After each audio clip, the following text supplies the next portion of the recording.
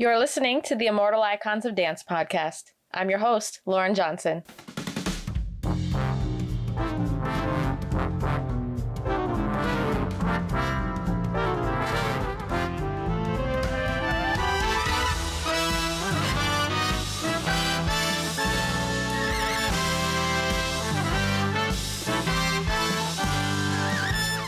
This past summer, Immortal Icons of Dance celebrated the 50th anniversary of Michael Bennett's chorus line. I interviewed several original cast members, as well as several iconic Cassies of all generations. My research was even featured in the official chorus line 50th anniversary concert at the Schubert Theater, where a few photos that I sourced were used in the In Memoriam video honoring original cast members who are no longer with us. It was an honor to be able to contribute to that special and historic evening, and a thrill to see something I had contributed on the Schubert Theater stage. I was invited backstage before the dress rehearsal on the day of the concert to meet the costume team and view the costumes. I even got to touch Robert Lapone's original Zack sweater. It was incredible watching the dress rehearsal and seeing the raw emotion on stage in every number. If you'd like to get a behind-the-scenes look at this dress rehearsal, I recorded all of my observations that afternoon and published them as a blog post in the vault. You can find these posts by visiting immortaliconsofdance.com/vault and selecting the chorus line category. Speaking of publishing, I wrote my debut article for Playbill, which was featured on their website, and detailed the experiences of 5 iconic Cassies: Donna McKechnie, Charlotte D'Amboise, Robin Herder, Jessica Lee Golden, and Sarah Bowden. It was a very exciting summer for all of us chorus line lovers. But now it's time to learn about another show that opened in 1975 and celebrates its 50th anniversary this year, and that show is Bob Fosse's Chicago. Chicago and a chorus line opened in the same season, but that was not originally supposed to be the case. Chicago was postponed by several months when, in the first week of rehearsals, Fosse needed to undergo bypass surgery on his heart. By the time he recuperated and rehearsals resumed, the timeline for the show had been pushed into the next Broadway season, which meant both shows would be competing at the Tony Awards against each other. Although both shows were nominated for 13 awards, Chorus Line walked away with 10, and Chicago was 0. Despite this, Chicago still had a respectable run, lasting 2 years and 2 months, or 936 performances on Broadway. Featuring some of the greatest talents of the generation, the show was directed and choreographed by Bob Fosse, starred Gwen Verdon, Chita Rivera, and Jerry Orbach, and had music and lyrics by John Kander and Fred Ebb. The set design was by Tony Walton and costumes by Patricia Ziprot. Each of these people were giants in their profession. I've done a feature on each of these artists' contributions to Chicago, which again, you can read at immortaliconsofdance.com/vault. This time selecting the Chicago category. One of the most fascinating parts about researching the show has been learning that Chicago is not just 50 years old, it's really 100. Okay, stick with me here. The characters Roxy and Velma are based on 2 real-life women in 1924 named Beulah and Belva, both of whom murdered their lovers and were in the custody of the Cook County Jail in Illinois. There really was a jail matron like Mama Morton, there really was a gullible husband like Amos, and there were really other murderesses in the cell block. There was even a slick lawyer like Billy Flynn who got his clients acquitted. And how do we know this? Because of a woman named Maureen Dallas Watkins, who was a reporter for the Chicago Tribune at the time. She covered the trials of these women in a time before television or social media, when newspapers were the primary form of information but also entertainment. The newspaper with the most sensational headlines sold more papers. Maureen recorded the trials in impeccable detail, even recording the women's glamorous outfits and demeanor on the stand. When you read the articles and headlines, if you're familiar with the script of Chicago, you would be shocked to see how many lines and lyrics and scenarios were taken directly from these news reportings. And that's because, after just 8 months of working as a reporter, Maureen quit, citing that all the murders she was covering were starting to get to her. She started praying for, quote, good murders to come along for her to write about, and that's when she knew it was time to get out. But she used her experiences to write her first play. Her play was titled Chicago. It opened on Broadway in 1926 at the Music Box Theater and ran for 172 performances with our beloved characters Roxy, Velma, and all the rest. Just sans music. The play was adapted into a silent film by Cecil B. DeMille in 1927, and again adapted into a 20th Century Fox film in 1942, this time titled Roxy Hart, starring Ginger Rogers. It was Gwen Verdon who watched the Ginger Rogers film and then read the original play and knew that this was a project that she and Fosse should bring to life in the form of a musical. They approached Maureen Watkins in order to buy the rights to adapt the play into a musical, but Maureen refused. I've read and heard different versions of this story, but Marsha Bagwell says that she heard this directly from Bob and Gwen, that Maureen promised them the rights under the condition that it couldn't be performed until after Maureen's death. When she did pass in 1969, the rights were transferred to Maureen's mother. When her mother passed, the rights were transferred to her agent. It was only then that Gwen was given first right of refusal on the material. So they bought the right and began developing the musical in 1974 when progress stalled due to Fosse's heart problems. I know that was a lot of backstory, but what can you expect when a project is 100 years old? I highly recommend you head over to the vault later to see the photos, interviews, footage on all the subjects that I've just talked about. I'll include a link to the vault in the show notes of this episode. Today I'll be speaking to Marsha Bagwell, who was the original standby for the roles of Matron Mama Morton, played by Mary McCarty, and Mary Sunshine, played by Michael O'Hockey. Unlike an understudy who has their own on-stage role and also learns a lead role to step into when it's necessary, standbys are considered off-stage coverage, meaning that their sole purpose is to go on for the lead roles that they cover at a moment's notice. Because of this, Marsha had a unique perspective of the creation of Chicago.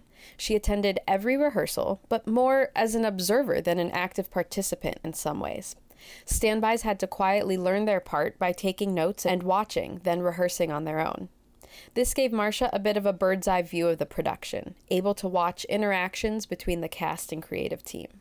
Marsha also gained additional insight by becoming Gwen Verdon's personal assistant during their time in the show. When Marsha was at the theater, not performing, she would take care of Gwen's administrative tasks, like fan mail and appointments.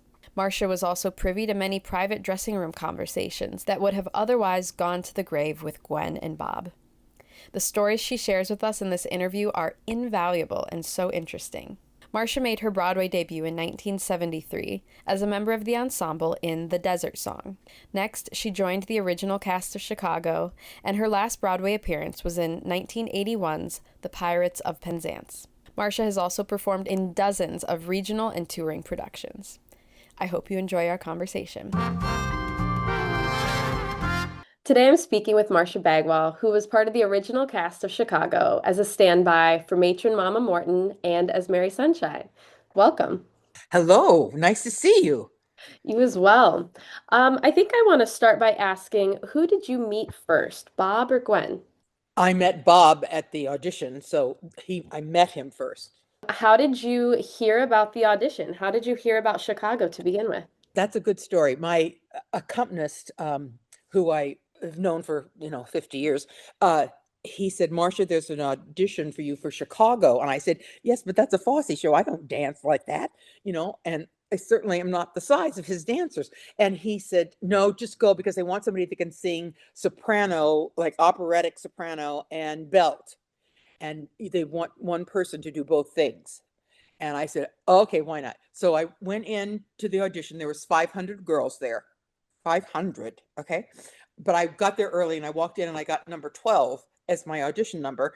And I turned to my accompanist and said, this is my lucky number. I'm going to get this.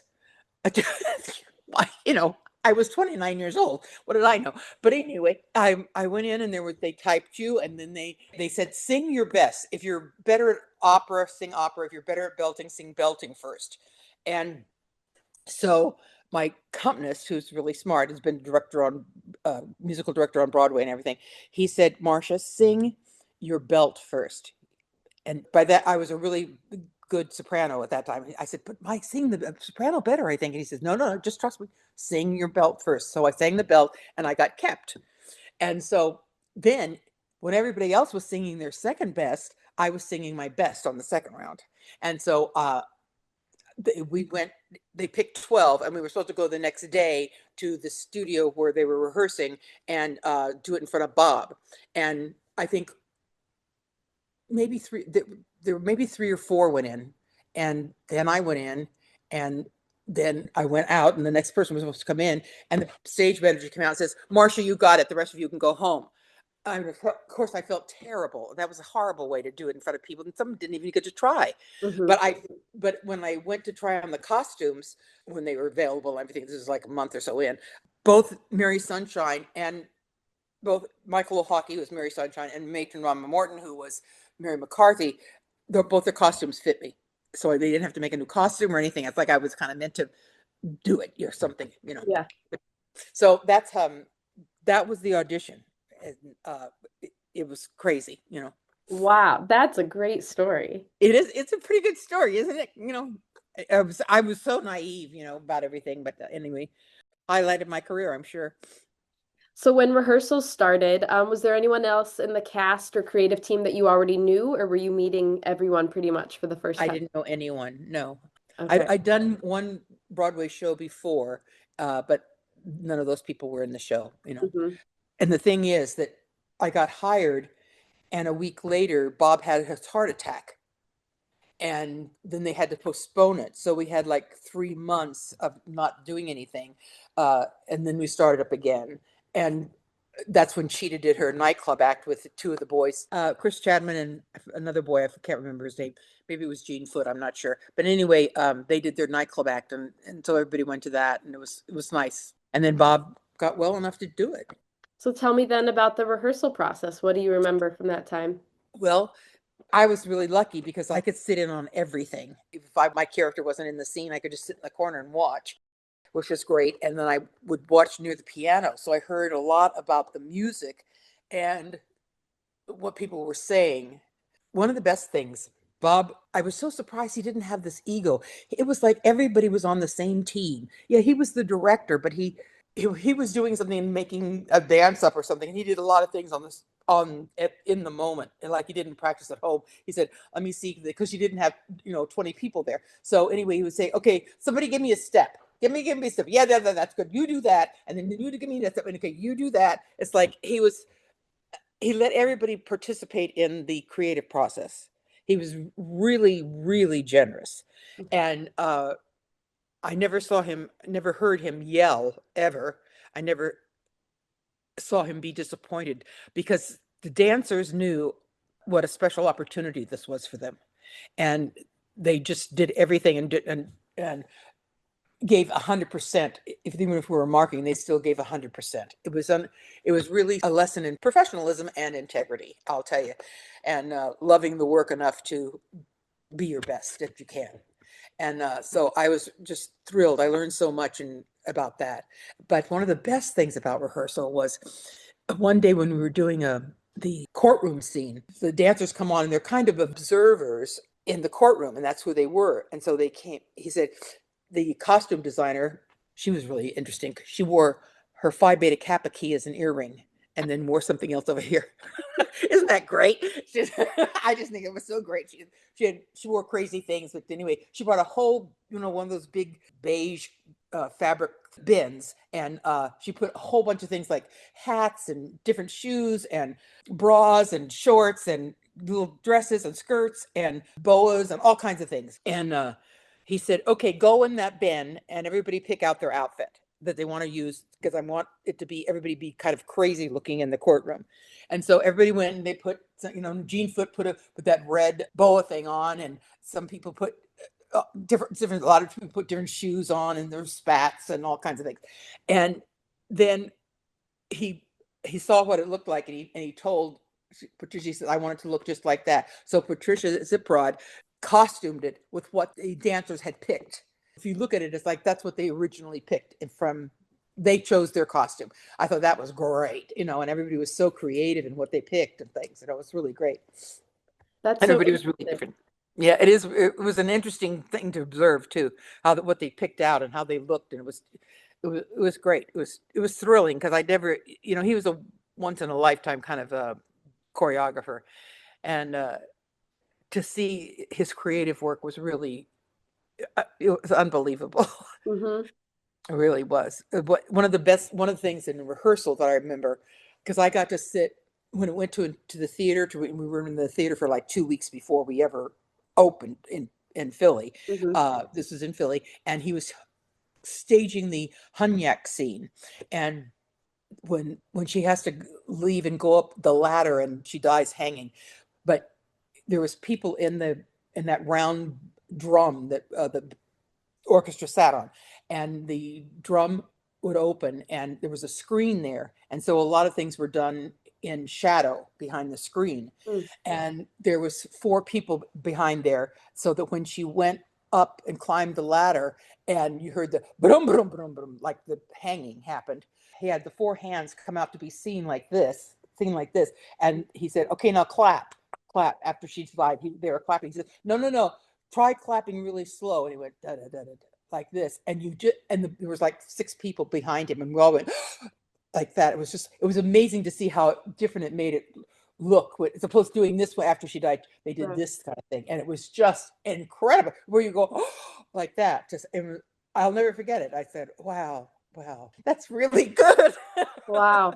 I really loved talking to all of you from the original cast because I'm getting to hear all these bits of staging because for the most part there's not really any video. There's only a couple of little clips, sometimes. So this Yeah, is really interesting. I'm curious because I'm familiar just with the revival staging that's still yeah. on Broadway and how, she climbs up the ladder, disappears, and then the rope falls down. So how did they depict the hanging in the original production?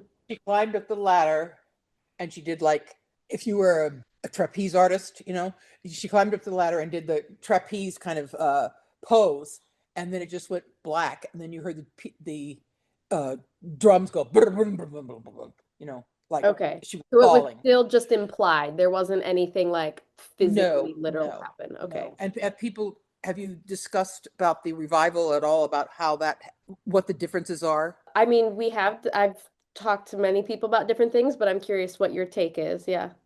I talked to somebody that knows Anne Reinking very well, Mhm. and there was nobody in the revival that was in the original, of course, but Anne Reinking, when she took over for Gwen in Chicago in 1977, I guess it was, uh, she learned all of Gwen's things really well, and uh, but she didn't learn all that jazz, and she didn't learn anything else that the other kids did, the other dancers.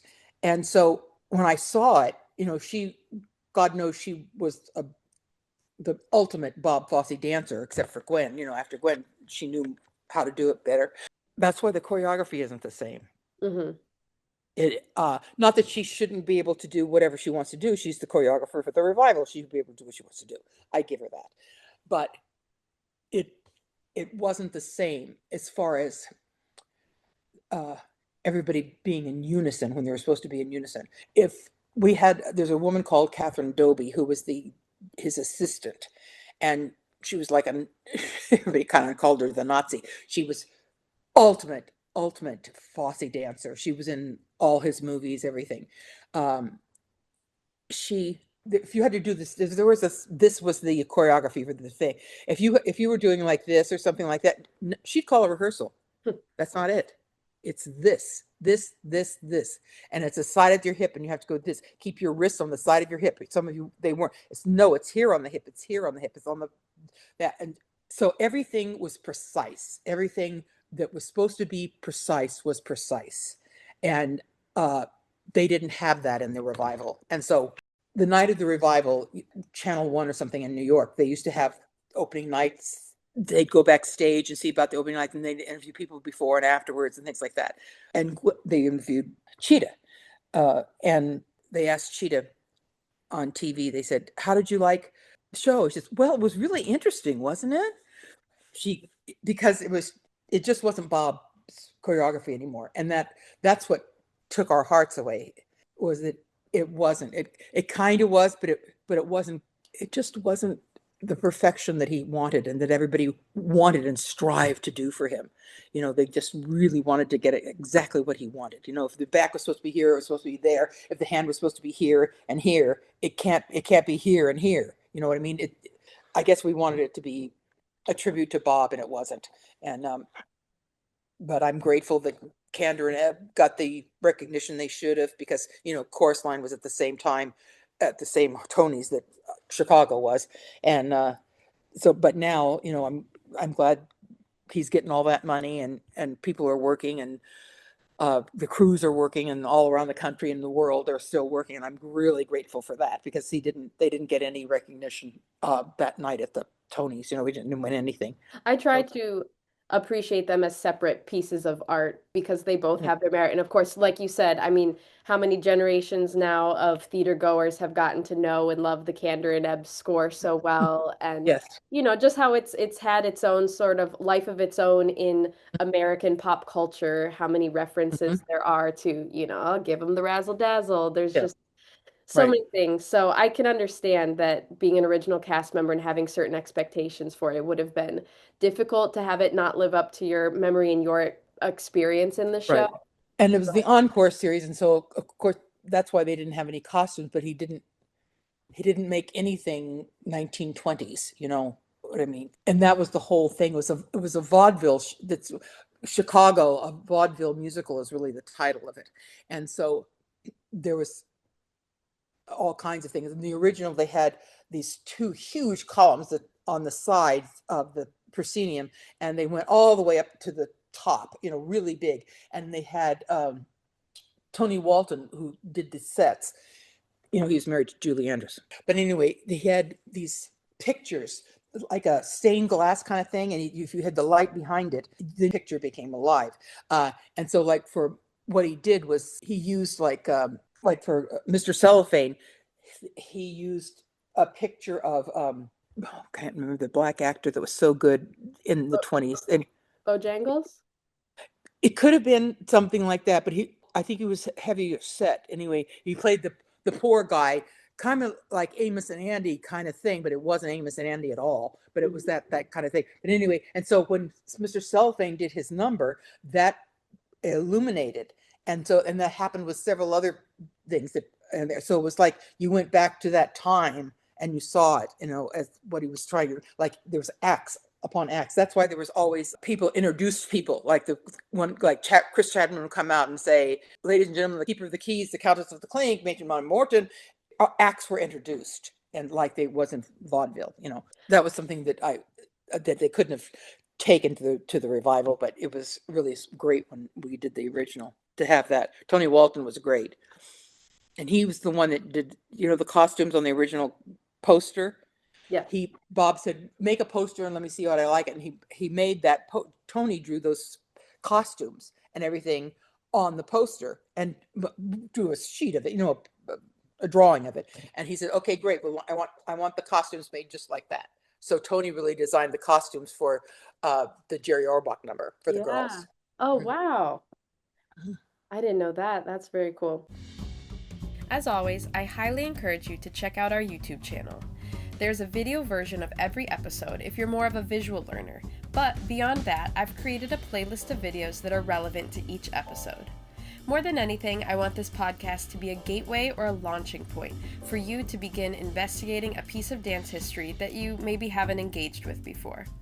My interviews could never capture the entirety of someone's experience with these great icons of dance, but the conversations we have here can lead to you discovering more. The playlists include old interviews with the dance icon, vintage footage of them dancing, and I've also included links to books that they've written. I try to provide as many avenues as possible for you to continue your own learning experiences. What was Gwen and Bob's working relationship like at the time, or what were you guys able to observe? In the rehearsal, like, he never treated her differently from anybody else. It was because he treated, like, if one of the dancers had a scene, like Jean Foot had a scene with the Hunyak, and so anyway, he treated Jean Foot with as much dignity and concern and helping as much as he did Gwen and Cheetah and Jerry. he was he knew, because he'd been a dancer, he knew, and he knew that Gene Foot like didn't have a lot of acting classes and things like that. So he like gave him like little things to do to help him feel more relaxed in the scene and things like that. And I remember that was in the lobby of downstairs in the lobby of the theater in Philly, trying to help him with the acting and everybody. It was so dear. I remember that as if it was yesterday, how kind he was to Gene, who was having trouble, and he would build him up. He wouldn't like say, "Come on, get this man," or anything like that. It was kind. He was kind. And when we had our first run through, we all gathered in the theater, and Bob was on stage, and Gwen came out from the wings, and she just sat down on the stage and had her notebook to take notes of what he said. And he says, "Gwen, you don't have to be here. I can give you the notes privately in your dressing room." And she says, "No, just give it to me now." It's like she was never played the star, never played the star. She was part of the team. It was always a team. She never thought it. And I asked her once about when you fill out something and it says occupation, what do you put down? And she says, "I put down athlete, because that's what a dancer is. They're an athlete. I don't put down star, like, but who does that? Who did that? Oh, Ann Miller. Do you know who Ann Miller is? Yeah. Okay. Ann Miller, one time when she was filling out something, a friend was in the show with her at Paper Mill, I think it was, and she wrote occupation, and she wrote star. Isn't that fabulous? Yeah. I mean, it fits her so well. But Gwen, for her athlete, she was there was no ego unless something went wrong, and something was dangerous or something wasn't done. Then she would get her professionalism, and this should have been taken care of, kind of thing. Then she would be more forceful. But I never heard her yell, because she can't really yell too much because of her voice. But they were kind to each other, and they, Bob was dating Anne Reinking, and she was dating Jay. I forgot his name, but anyway, so they both had loves in their life, so they weren't worried about that. And they'd been divorced for quite a while, and so they got along great. Anything he said to do, she did. Now I was in on like a private conversation sometimes, but as her assistant at 7:00 every night, I went into her dressing room and took a notepad and sat there, and we talked, and she said things and told me things to do and blah blah blah.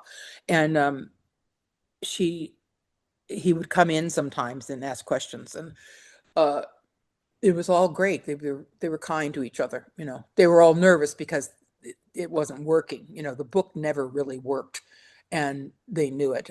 And they brought every theater writer doctor in to help it, like Patichevsky, people like that. And Patichevsky was one of Bob's best friends. But anyway, to write things, and the monologue before Gwen's dance was written by Patichevsky. It wasn't written by Fred Ebb and Bob. But it's interesting to see where the doctors things to try to help it, but it never had a great ending. They just couldn't get the ending. But I think Rob Marshall did a valiant effort at trying in the movie, I thought, but it just never really worked. And because that the ending really, when it first started, was that Gwen would play the sax and Cheetah would play the drums. Do you know about this? I do. Okay, yeah. That was what it really was. And ultimately it lasted like 3 or 4 nights in Philly, and they cut it and did the other dance because they just weren't good enough. Which is great for the authenticity of the period, and that she was, a second-rate drummer with her sister's act, but they said, "No, you have to be better than that to play it. We can't have second rate at the end of the show in the finale." So they changed it to the dancing, which worked better. Yeah. How did that happen that you became Gwen's assistant? She announced one day in rehearsal, she said, "I need an assistant. I can't do all this paperwork and all these cards and letters and blah, blah, blah." And I said, I raised my hand, so I'll do it. And she said, "Great, meet me in my dressing room." And so I was with her the whole time, and I took care of Nicole, or I'd go get Nicole and take her to someplace else. And when Gwen was having trouble with her throat, she said, I need to see a doctor. I said, "Oh, well, I have the best doctor, ear, nose, and throat doctor in the country. And if the president has something wrong with her throat, they call this man, and he would go down to Washington. Like, that's how famous he was. And so when she was just really, really hoarse, I was in her dressing room and she came in and she said, I need Bob. And so he came in too. And I said, she needs to go to a doctor. And I said, let me call my doctor right now. He has a 24-hour kind of thing. And I called him. And the next day we went in the morning to the hospital where he was working. And he saw her. And he said, you can't speak. You can't speak. There's something wrong. You can't speak. But I have to operate because I cannot tell what it is. And so that's when Liza came in to do it. But when he had operated on her, he went to the cords and he saw something on the cord, and he took the tweezers and lifted it out, and it was a piece of confetti. And the confetti had caused a blister. The confetti came when in the last number, like 2 or 3 people up there would throw confetti down from the bandstand. They'd throw confetti down, and their choreography was like this, and they were singing like this, and one of the pieces of confetti got into her mouth and she didn't know it. And that's how the blister came to be. Oh, wow. Mm. I'm glad to hear the actual story. I feel like somewhere along the line, I'd heard that it was a feather that she had inhaled or something like that. So it's like, piece of confetti. wow. So fan mail and stuff you would take care of? Oh, yeah. Oh. Okay, you couldn't even get into the dressing room with all the flowers she got opening night, And so, I mean, she says, Marsha, I cannot write all these cards. So she said, practice my signature. And I said, well, I can write them and you can just sign them. She said, no, just practice my signature. So I got her signature down great. She even said in an interview, Marsha Bagwell can sign my name better than I can.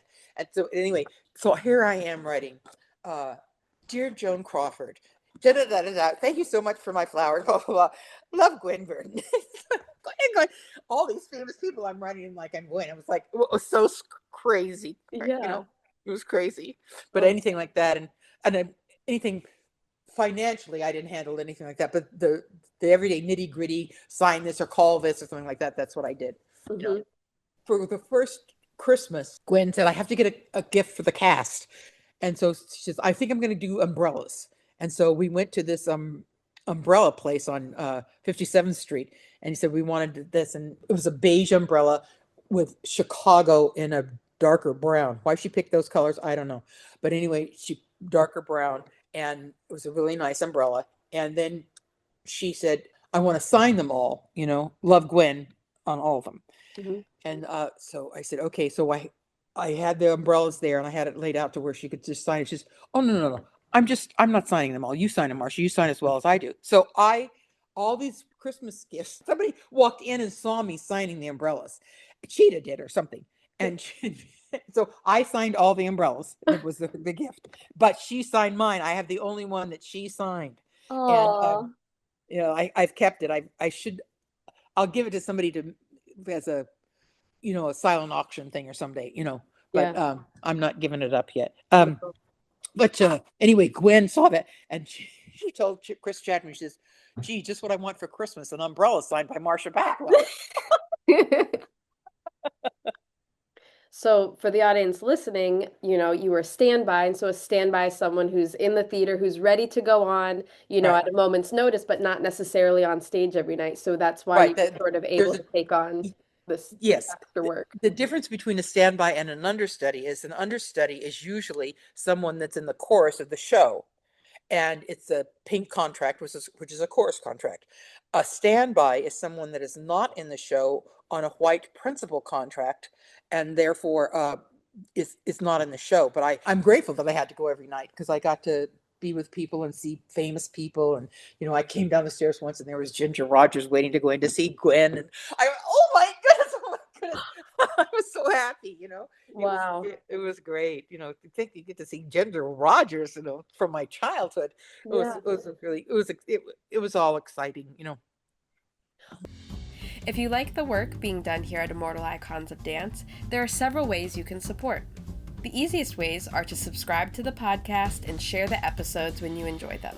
You can join the Vault to gain exclusive access to a large collection of dance history ephemera that I've curated just for you. This includes historic photos, footage, quotes, articles, and more. Your support allows me to continue researching and preserving this history that we all love so much. One of the questions I wanted to ask you was if you remember the first time you went on. It was about, I'd say, a year into the run. And one afternoon, Mary McCarty called me up and said, Marsha, I'm too sick to go on.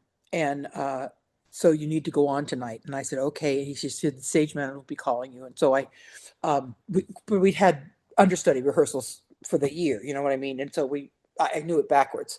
So anyway, I went to the theater and I got everything. Of course, I was nervous as a cat, but anyway, I was certainly ready. And so I walked out and I always sung soprano in shows before. I'd never belted in a Broadway show before. And so anyway, I walked out there and I had like 3 or 4 friends that were able to come. And I finished singing the number and I did the bow thing that she does. And they started applauding and I turned around and they were still applauding and Gwen couldn't start the scene. And so I stopped the show. And no one had stopped the show before then. No one had. And I went, like, my back was turned. I went, oh my God, I broke character and everything, but you couldn't tell because I was facing upstage. And then we started the poker scene. But anyway, when I came off stage to do something and I went to Gwen's office to ask her a question and for dressing room to ask her a question. And she said, she was on the phone with Bob. She said, Marsha stopped the show. She stopped it, Bob. She stopped the show. And I was like, oh my God, I can't believe it. So I did this, the next couple of nights, I didn't stop the show, but it was a lot of applause. So I was just thrilled. It was like a dream come true. It was great. And everybody was so supportive and everything. But, Wow. but I'll tell you this thing about Cheetah. She came running to my dressing room and she said, Marsha, you can't sing so loud in the duet. I said, oh, okay. I guess my voice is so much bigger than hers that she didn't want me to drown her out. I said, sure. And so I pulled back a little bit, but the microphones take care of that. But she was worried. So anyway, that was a kind of a funny thing. Don't sing so loud, Marsha. Don't sing so loud. So you mentioned the poker scene, and I've seen pictures of that scene, but because it's not in the revival, like I'm not really familiar. Like what happened in that scene? What was? Well, it was right after the Matron song, and I walked and the big drum thing opened up, and when you see someone comes on stage on a cart kind of thing, you know what I mean? So that came down stage. This was plus the stage of the show was very raked. You know what a raked stage is? Yeah. Okay. It was very raked, and so the dancers, number one, the dancers had to adjust to the balance on such a raked stage, and that's what so many people had back trouble and things like that. But anyway, so as I'm walking up stage, the poker table comes down and Gwen is standing up and Cheetah's there and Michonne Peacock was there and I think Candy Brown was there too. Those are the people in the poker scene. And what it showed was how everybody cheats in a poker game. And so the poker game came down and there was no dialogue at all. And there was music underneath. It was orchestrated underneath. And Cheetah, you saw her like turn away from the table like this, and she opened her mouth and she had a card in her mouth folded, and then she'd put it in there like that. And Michonne she would be scratching her head. She had a hat on. She was scratching her head, and she pulled the card out of her hat. And I had mine in my shoe, like right by my ankle. And so I pretended to scratch my leg, and I pulled mine up like that and brought it up like this, And I forgot what Candy did. I can't remember. But anyway, it was to show how people cheated and everybody, and it built up to Cheetah with the one in her mouth, and that was the last one. And so, but anyway, it was great and got great laughs. It really did. It really didn't advance the plot. It just gave you information about what these women were like. That fulfilled its purpose of the show. It didn't advance the plot, so I guess that's why he didn't put it in a revival. Yeah, because it was a good bit. It was a great, good bit. Okay, here's another question I have. So in the revival, at the end, it's revealed that Mary Sunshine is a man. Was there a reveal of that information in the original? And then how did that work when you went on? Okay, yes, Michael things are not always what they appear to be. Jerry says that. And looks at Michael, and Michael takes his clothes off as in boxer shorts, and everybody's going, oh, some people knew, and but most people didn't. I do want to tell you how Michael got the job, though. But so when I went on in the scene, he has one of the dancers be the Lady Justice with the scales, And so when I went on, one of the guy dancers became the Lady Justice, and he said things are not always supposed to be, and he's pointing to the Lady Justice, and she Oh. took her clothes off. So it wasn't great, but ultimately when I left the show, they hired two people. They hired a Mary Sunshine understudy and a Matron Morton understudy. Mhm. So I did both jobs. They saved money, but I want to tell you how can I tell you how Michael got his job? Okay. Yeah. Michael used to do an act he's from Africa, and he used to do an act there. And I think he did it to the United States too. And he had an incredible range, and he had a soprano falsetto sound too, as well as a man's sound. And so he used to do a thing where one side of his face was painted as a woman and one side was left as a man. And he would, in his act in the nightclubs and things, he would sing both parts, and he just turned, I'm singing the man's part here, and he said, now I'm singing the girl's part here, and it was great. It was a great deal. So anyway, he heard about the audition, and he went to a friend of his who does makeup at the Metropolitan Opera, and he made him up to look as much, because he's kind of really has a masculine face. He's not a pretty woman. He's a handsome man, but he's not a very pretty woman. But he made it up and got dressed in the wig and everything. And his song that he says, okay, the next person coming out to do it would be Michael O'Hockey. So Michael O'Hockey. And so Michael had made an arrangement with his accompanist to start him singing in the wings. And so he's going like, oh, in the wings like that before he ever saw him. And so he started singing, and you heard this beautiful soprano voice. And Bob was in the orchestra, they had auditions in the theater, and so Michael finally came out, and he started singing all the falsetto. He sang a song, like an operatic song, in Italian, in a dress and that's makeup and everything. And Bob ran down Michael O'Hockey told me the story, and he ran down to the front of the stage, and he was looking at him and can I tell if he's a boy? What is it? Like that. And after he's finished, he said, you have the job. Wow. He gave him to him on the spot. Mm-hmm. It was really great. But Michael was smart about singing it in the wings and hearing the voice before you saw the boy, And so it was great. It was a great story. Yeah, that is. Yeah. Do you know about the real story of how they got the rights to the story? No, tell me. Okay. There was a movie once, and Miriam Watkins was the name of the lady, and she was a real lady, and she was a journalist in Chicago. And anyway, she wrote a book or something, and then they made a movie into the book. And then decades passed, and Gwen had seen the movie, and she always told Bob, said, I think we should do this, this show that Ginger Rogers was in, And so they went to Miriam Watkins. I don't know where she lived, but she didn't live in New York. Gwen and Bob went to her house, and she said, I will give you the rights to this. I have never given it to anybody. I refuse to give the rights, but I will give it to you, but you can't do it until I die. And she said, and there's one thing that I insist on, because Michael O'Hockey really played Marion Watkins in the show. That's Marion Watkins played. And she said, the man that plays me in the show must be dressed as a woman, but is really a man, because that's what I felt my entire life. Like I was in the wrong body, and I wanted to be depicted like that, and so that's why it is. Michael Hockey did a man played Mary Sunshine, which is Marion Watkins, really, and because she wanted it to be played in a transgender kind of thing.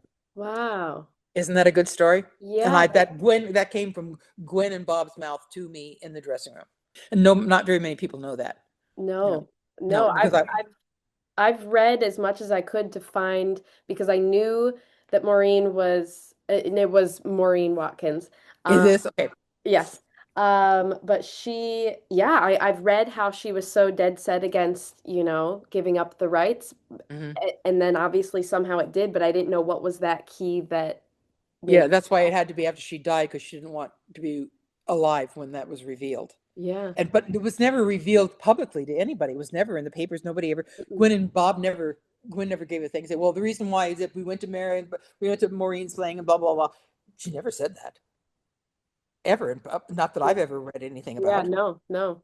And so that, but that's the reason why she got the rights and why they had to wait until, well, Gwen was a little too old for it. But that's okay. Thanks for Mm, sharing that. yeah, it needs to be told correctly. Especially for directors of the person playing Mary Sunshine from now on to know it isn't a gimmick. Hmm. It if you were an actor, that would be a wonderful thing to know. Do you know what I mean? It's so much information about how she would be. You know what I mean? So I hope that gets told. What about were there any backstage shenanigans, any I don't know, fun memories from backstage or even on stage? I heard that Gwen and Cheetah used to like prank each other a little bit on stage. I think it was Cheetah was leaving the show. It was going to be Cheetah's last night, and I don't know who took over. I can't even remember. But Mary McCarty brought a toilet, like that you could lift up. It was like a little porta potty thing, and she was in the wings, really far downstage. No one could see her, but I was sitting on the stairs on the opposite side, and I where nobody could see, but I could see her, and I didn't know she was going to do this. And she put a toilet in the scene for her. For I can't do it alone. Cheetah's big chair number. Hmm. And she took her pants down and she pretended to wipe and everything and sit there like she was pooping in the thing. Jesus God. And she had to look at her like that, and then she had to keep going. But that was the biggest thing. I'd never seen anything like it. And the stage manager didn't stop her or anything like that. But anyway, Oh that my was the God. that was a huge prank. Yeah. Yeah. Yeah. And the other thing that happened was almost every night, or maybe it was just Saturday nights, I'm not sure. Jerry Orbach had a poker game in his dressing room with the stagehands, Hmm. and they would lose their whole paycheck sometimes. It was a high end poker game. He loved poker, and so and he couldn't have been nicer. Jerry was just an angel. He was so kind to everybody. You know, way he talked to people, you wouldn't know if they were in the chorus or they were Gwen. He talked the same to everybody, and very kind and a gentleman and all that. Very sweet. When I talked to Lisa Mordente of what she remembered from, Huh. watching in the wings, she said that one time Gwen went out with a bucket of chicken wings to watch while Cheetah did her number and that they Yes, ended yes, up yes. I remember that. Yes, she did. breaking That's up. true. Hmm. Yeah, that's fun. Yes, I remember that. Yeah, that's good. She remembered that. That's funny. Yeah. I don't know if she'd ever did anything to her, but anyway. But that's funny. Gwen was funny. That athlete thing. She said, I said, how do you go to a class? Or do you give yourself a class? She says, yes, I have a room with a ballet bar in it, and I give myself a class every day. Hmm. You know, but and she was in her early 50s, I think. Still doing it like that. Have you ever seen anything in the Tonys? You must have seen it. I'm sure you've seen the Tonys of the doing the last number and the whites. If you watch Gwen and you watch Cheetah next to each other, as great a dancer as Cheetah is, okay, but when you put her next to Gwen and you watch from here, if you watch the torso, you will see Gwen is like melted gold moving like that. And I've never seen anybody else do it. And that's why they say she was the greatest dancer on Broadway, because there is something magical about that torso, and then the legs doing things that Cheetah's doing it absolutely correctly, but it doesn't have that flow that Gwen. Nobody had it. Even Anne came close, and Anne was a brilliant dancer, but she didn't have that. Because I don't know, she studied Jack Cole, and Gwen taught Bob what Jack Cole taught her, and he used a lot of Jack Cole in his choreography. Mm. Because he was different, and Bob liked that. So Gwen really taught Bob how to do the style that Bob ultimately uh, came to be known as the Fosse style. Do you have any particular memories of when Liza came into the show? Oh my God, she she was so kind. She was so kind. She come and sit. There was a dressing room that kind of all all those kind of sad. And she'd come and she'd sit on the table and just talk to us and all that. And the great thing was that the first night she went on, it wasn't publicized at all because they didn't want people to know that Gwen wasn't in it. It didn't say anything. You have in equity, you have to have two things that show that somebody else is going to do the part. You can announce it. You can put it in the program. You can put one of those little pieces of paper in the program saying this performance, blah, blah, blah. Or you can put it on the outside of the box office and say it then. But you have to do two things. And they got permission to not do two things. They just said, we just want to announce it over the loudspeaker.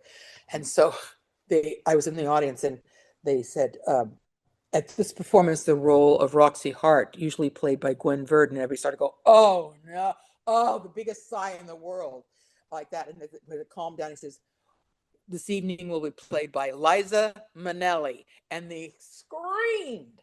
It was just great. It was great, and she did really well. Now, Liza's pretty close to Gwen.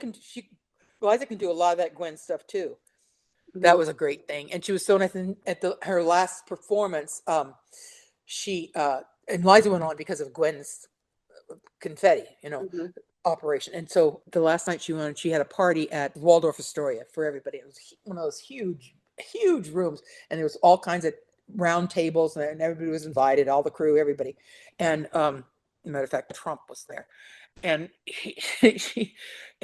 she had 10 bottles of Dom Perignon at each table that seated 10.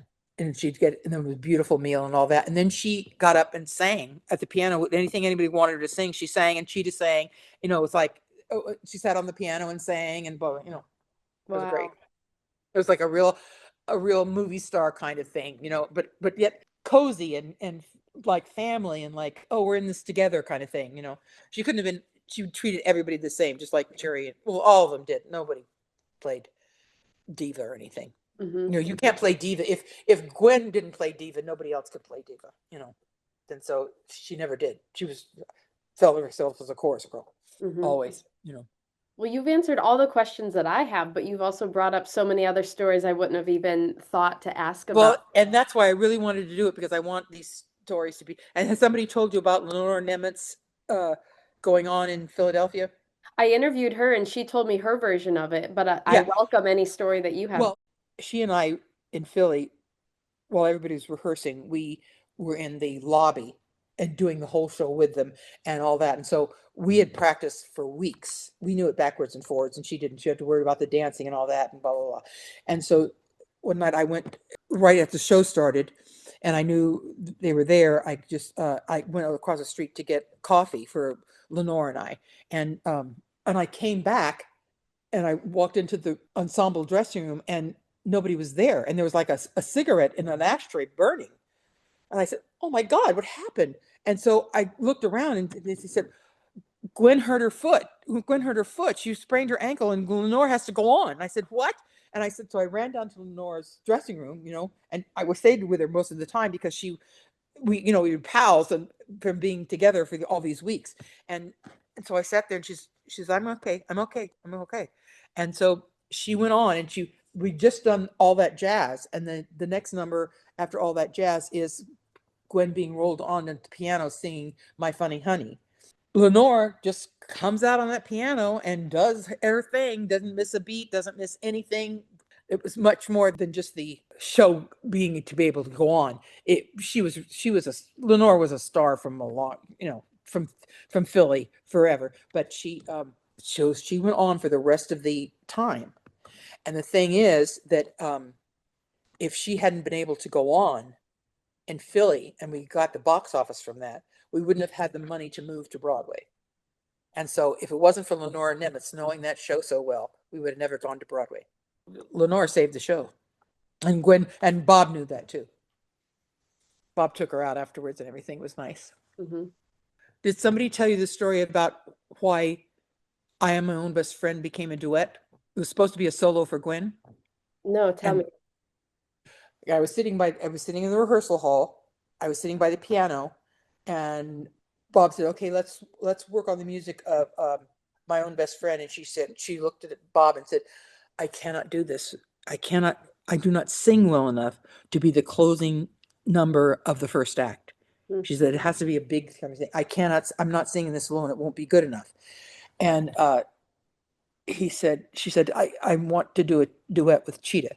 And so Cheetah learned it, worked it out, and that's how it became a duet, because Gwen was too afraid that she couldn't hold the audience with her singing, because it wasn't a lot of dancing in it, you know. Mhm. And so anyway, that's how that became a duet. Thank you so much for your time. It was my pleasure. I really helps my heart to know that you're doing this. I really, really appreciate it. I'm grateful for your work. Of course, and we'll be in touch. Okay, thanks Great. so much, honey. Thank you. Bye. Have a good one. You Bye. too. Bye.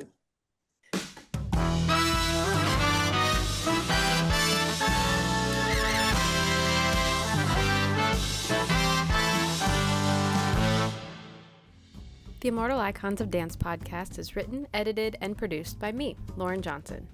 Our music is written and produced by Shelby Rassler of Jenkins and Rassler, and technical support is provided by Anne-Marie Johnson and Jenny Albrecht. Major support for this season of the podcast was provided by Robert Schulman. I also wish to thank sponsors Zahif, Jenny, Margarita, Natalie, Mary, Liz, Jean, and Denise. If you'd like to support the work being done here by Immortal Icons of Dance, visit immortaliconsofdance.com/donate.